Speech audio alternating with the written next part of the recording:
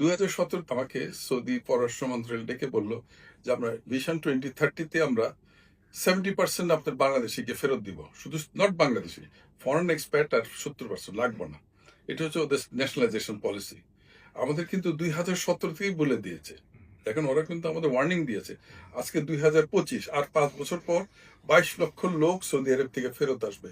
আমাদের পররাষ্ট্র মন্ত্রণালয় কি করেছে, আমাদের দূতাবাস কি করেছে, এই দিকে কোনো আপনার নজরই দিচ্ছে না।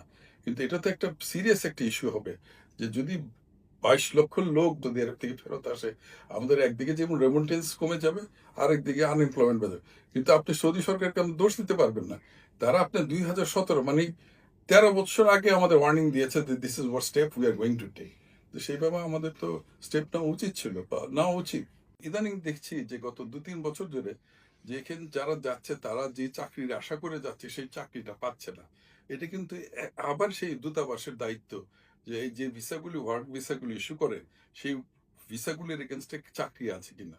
কিন্তু আনফর্চুনেটলি হাজার হাজার ছেলে পেলেরা যাচ্ছে ওখানে, গিয়ে দেখছে আমাকে বলে নিয়েছে এক কাজ, সেখানে কাজ নেই। তারপর বলে কি ফ্রি ভিসা, ফ্রি ভিসা বলে সৌদি আরবে কোনো ভিসা নাই। এগুলো হচ্ছে আমাদের ম্যানপুর যে কোম্পানিগুলা রিক্রুটমেন্ট, তাদের ম্যানিপুলেশন।